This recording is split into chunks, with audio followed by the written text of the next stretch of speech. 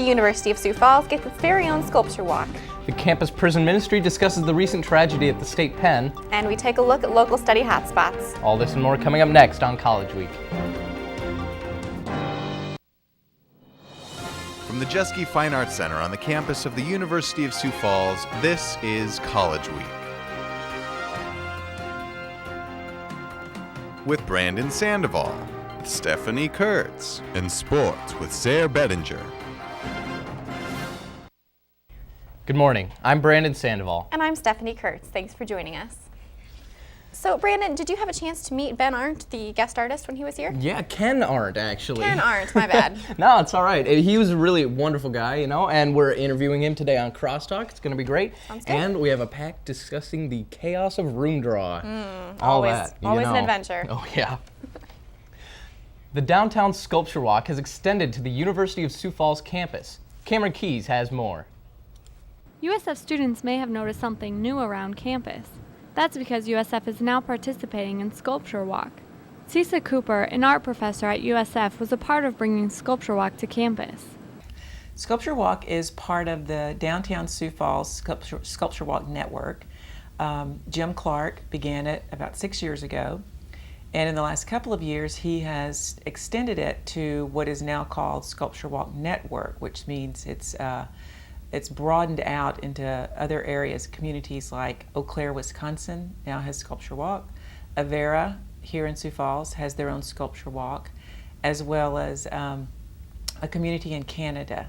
Even though the sculptures are located on the USF campus, Cooper says she's confident it will be beneficial not only for USF, but also for the Sioux Falls arts community. Oh, it's already just made a huge impact. I mean, as soon as the pedestals started moving in a month ago, there was a lot of buzz about what was going on, and even the pedestals are, beautiful pieces of art in themselves.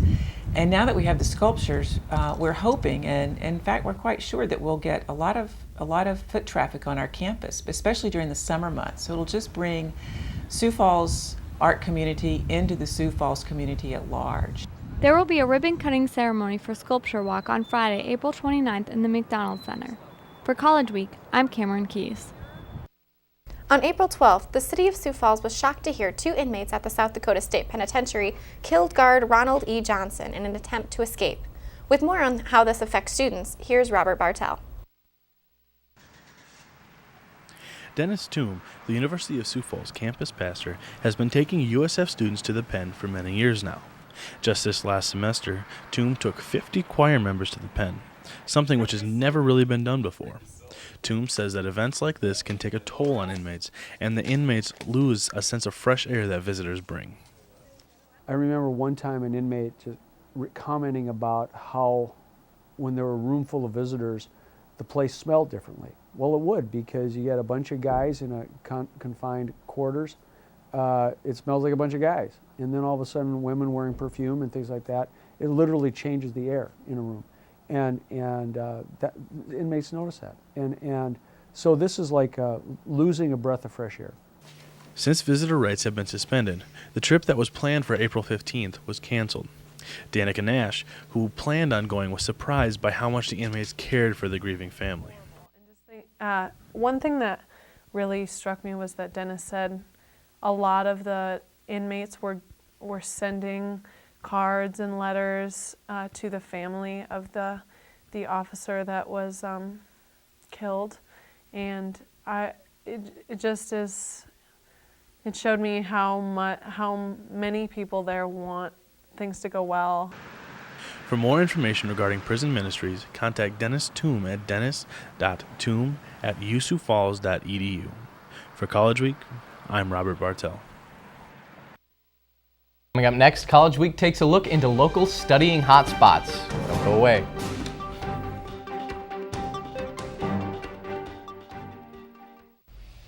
With the weather warming up, bicyclists are strapping on the helmets and hitting the roads to train for the 7th annual Argus Leader Tour Dakota. The tour will be held June 5th through the 10th, and already 400 people from across the state are registered for this year's ride. The theme this year for the 430-mile ride is the College Campus Cruise 2011. It will start at Augustana College and stop at 5 colleges in southeastern South Dakota, ending at USF. Adding to the college theme, cyclists from the host schools have designed jerseys to represent their schools. USF has over a dozen riders planning on participating.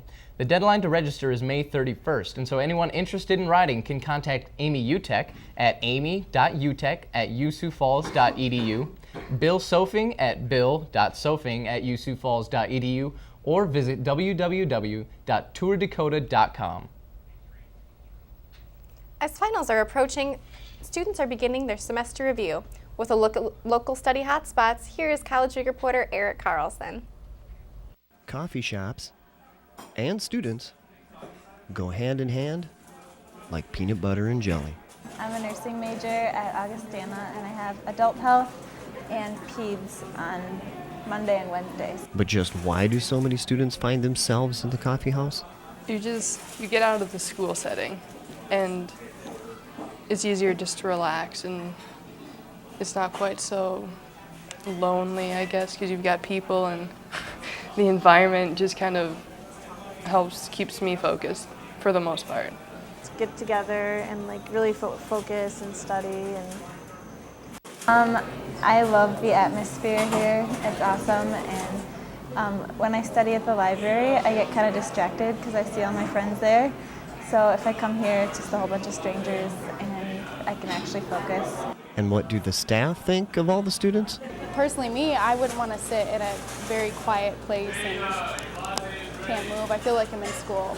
I think they come for the environment, to get good coffee, and just to get the studying done. They put their headphones in. And so it seems that students will always have a comfy chair and a steamy beverage waiting for them and their homework. For USF College Week, I'm Eric Carlson. So, Brandon, where are you planning on studying for finals? Who studies? Come on. No, well, there's about 3 different Starbucks in town, so that's always a nice spot if you like coffee and a little bit of atmosphere. My personal favorite, though, for studying is Scooters. Oh, yeah, I know that. I've been there a few times. I actually like Cafea a little better. The quieter. coffee, I think, is a little nicer there, but that's just me. But, before coffee, we have to worry about room draw. And this past weekend, students staying on campus participated in the annual room draw. Dylan Dwyer has more. I have my hopes up for a CD room. Last Sunday, students like junior Sean McDonald were awaiting the confirmation of their housing next year.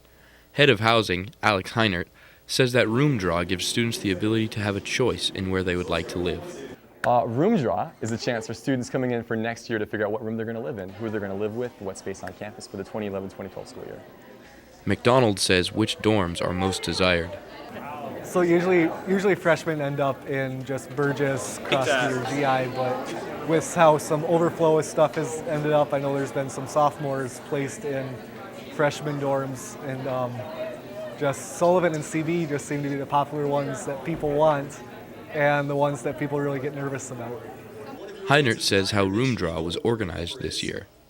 Room draw this year, we've done a couple things differently. Our students each got a number based on how many credits they've accomplished here at the university, and how it works is they or their roommates can, when their number gets called, can go and then sign up together in a room, and hopefully it works well that students who are upperclassmen kind of get first choice and on down the line. And for College Week, It's room draw. I'm Dylan Dwyer. And now we'll turn to College Week's movie critics Hannah Olson and Elizabeth Langbein. Hey, welcome to another edition of College Week Movie Moment. I'm Hannah Olson. I'm Elizabeth Langbein. And today we are reviewing The Conspirator. The Conspirator is directed by Robert Redford and stars Robin Wright, James McAvoy, Tom Wilkinson, and Kevin Kline. It is a historical drama, and it's rated PG-13 for some violence and some content that may not be suitable for younger viewers. The Conspirator takes place in Washington, D.C. in 1865 following the assassination of President Lincoln. The story focuses on Mary Surratt, the only female conspirator charged with the crime, and her young union lawyer, Fred Aiken. So, Elizabeth, what did you think about this show? I thought it was very good. I'm a history major, so I enjoy the historical drama kind of thing. It was very well done, very historically accurate, which I liked. So I would have to give it 4.5 Honest Abe's.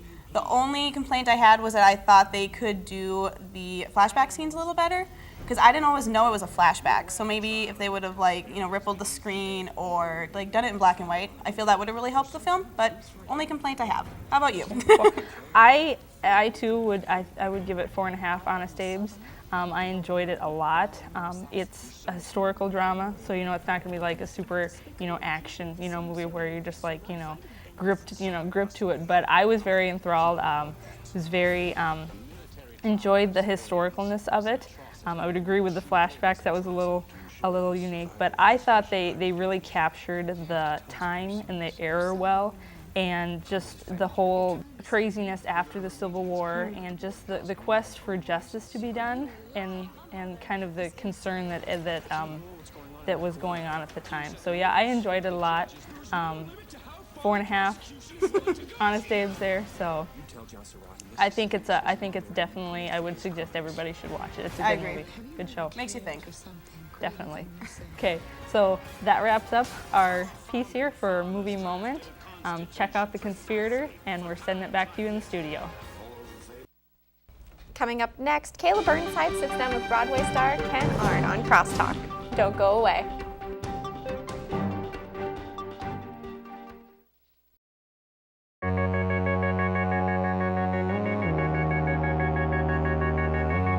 Academic excellence, inspired talent, Christian values, athletic champions. This is the University of Sioux Falls, proud to be with you the whole way.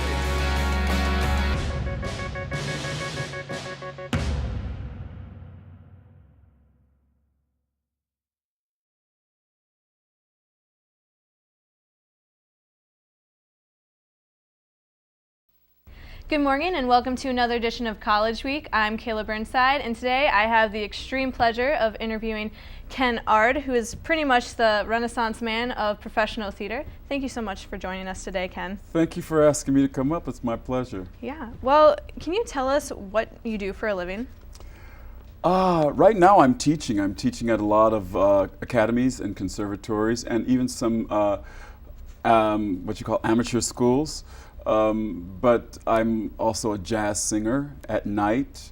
I've been a dancer, a singer, an actor, a model, and but now I'm teaching, doing master class this week here at the college.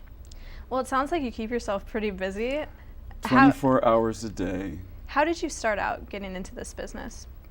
I was born into this business. I was born a dancer. When I went to my first dance class, it wasn't that they had to teach me what to do, they just had to tell me what it was called, what I was already doing. And it naturally progressed into theater because my mother and several of my relatives thought it would be a waste for me not to use that talent in a positive way. So basically, it was a natural progression from dance to theater to jazz, which I'm a jazz singer now. Okay. Well, it sounds like you have a lot going on with the dance and theater. Why are you here at USF? Because a fantastic woman named Kim Bartling stalked me on Facebook. Facebook is a wonderful medium, and it's kind of difficult because it's one of those things that I could avoid, but you really can't avoid if you want to stay connected to the world. I don't check it as much as I would like to because I'm busy, and sometimes I get complaints from people like, I sent you a message and you haven't responded yet. But she basically approached me on Facebook and we became friends and we chatted, and I would be on at 3 in the morning, which would be some awful, god-awful time, her time, and vice versa.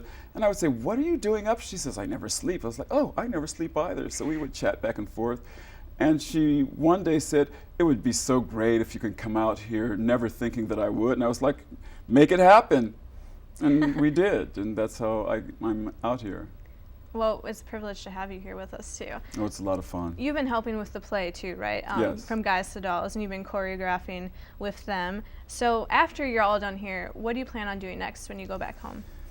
Well, I'm choreographing something for one of the academies I work for. It's a 4-year professional musical academy, and it is the 3rd year. They always do a production at the end of their year, which tours all the theaters in the Netherlands. And I'm going to be choreographing that production for them. And the 4th year is not mandatory. They can either choose to do it or choose to do auditions. And a lot of students usually choose to do auditions, so this is really a big thing, the 3rd year production. Okay. What is your favorite thing to do? Like, do you have a favorite type of dance or anything that you do with either your students or yourself that you do? My favorite style is classic jazz. Now, everybody knows who Bob Fosse is, but not a lot of people know who his predecessor is. And he is really the father of musical jazz, and that's Jack Cole. All the movies that, if you watch those old movies with Marilyn Monroe and Jane Russell or Mitzi Gaynor and people like that, Jack Cole choreographed them. He knew how to make men look like men and how to make women look like women without ever there being that thread of chop, chop, chop, chop. It was very jazz-oriented, very stylized, but yet very entertaining and very fluid. And so that's my favorite style to dance and also to choreograph. Okay. Well, what has been your favorite show or production that you have done? That I've been in? Yeah. I'm going to have to say Smokey Joe's Cafe. Smokey Joe's. And why is that? Because we were all cast, and Smokey Joe's is a review. It's not a book musical, so there was no story. It was just numbers. And it was the music of Lieber and Stoller, who wrote most of the music for Elvis Presley and Peggy Lee and people like that. And so the musical was around that era, and each cast member that originated that show, everyone that goes into it, they play the role that the role is named after me. So it's the Kennard role or the B.J. Crosby role or the Brenda Braxton role or the Adrian Bailey role. So it's never, some arbitrary character. All right, awesome. Well, I think that about wraps things up. But thank you so much for joining us today. It's a Thank privilege. you for asking me. All right, that wraps up College Crosstalk. I'm Kayla Burnside. Up next is Sarah Benninger with sports.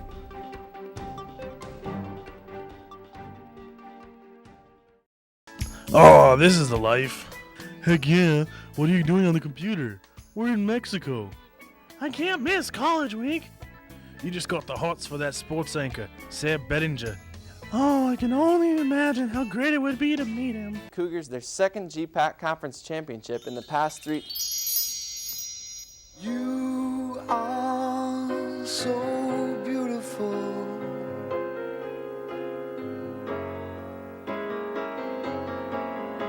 To me.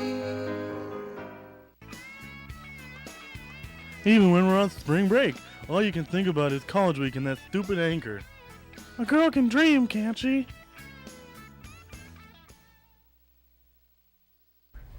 And now we hear from sports reporter Sarah Benninger.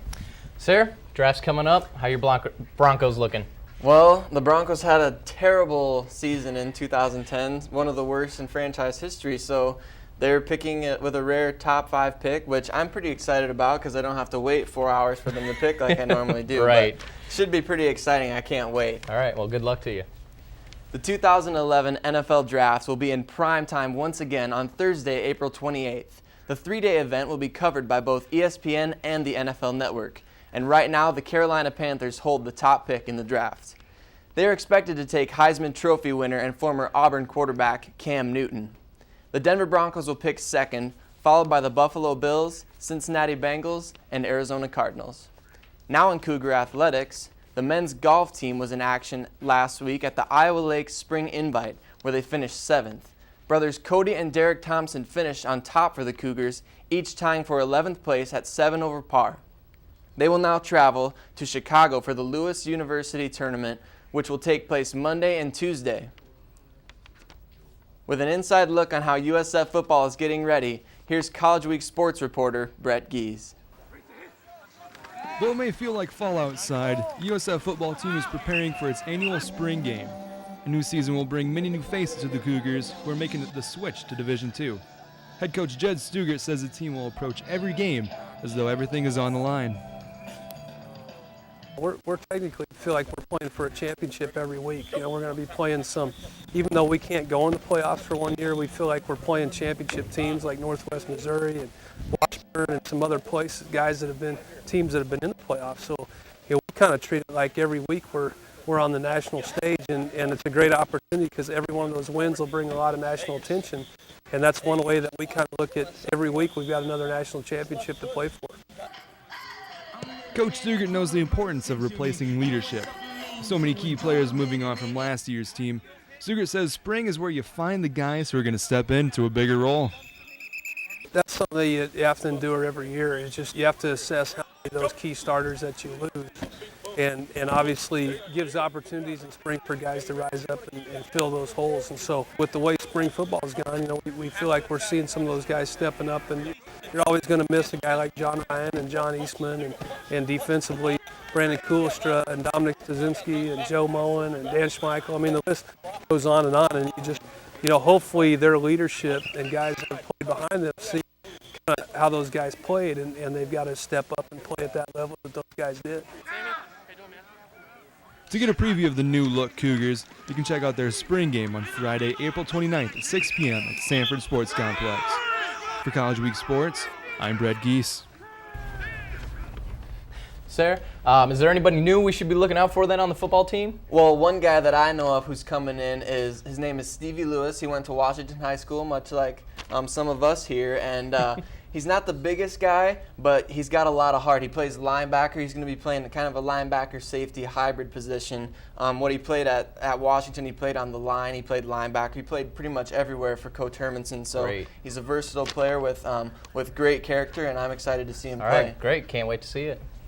And Kayla, I really enjoyed your interview today with Mr. Ard. Can you tell me a little bit about your experience with him on campus? Well, it was an honor to be able to sit down with him, and I also got to work with him in the production of Guys and Dolls, and I know he was a great help, and it was a great privilege, I'm sure, for everyone to be able to work with him. I'm sure.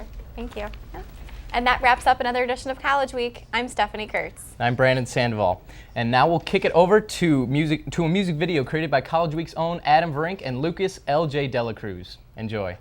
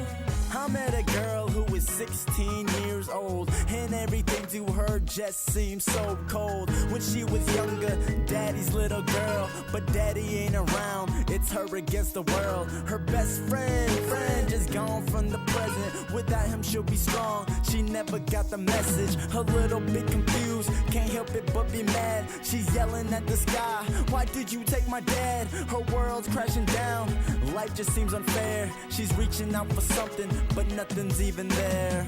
She needs support, people to talk with, understanding, people to walk with, someone who listens, give her comfort.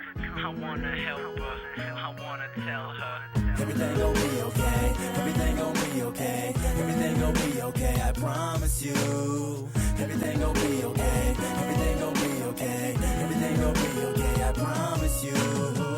Unfair and perfect, if I mess up, this is how she feels. Deep inside it's tearing her up, and this is how she feels. I really hope she don't lose all hope because of how she feels. Everything will be okay, I promise you for real. Everything will be okay. may seem like the world's crashing down on you. It may seem like it's been crashing down on you a lot lately. But you just gotta be strong. Everything's gonna be okay. You once told me that God gives you the life that you're only strong enough to live. And I know you're strong enough to live this one. He has a plan. So don't worry about it. Just live life, be happy, and keep smiling that pretty smile of yours. And with your dad, he's always with you. He'll always be your best friend. He'll always love you. Unfair and perfect and quite messed up. This is how she feels.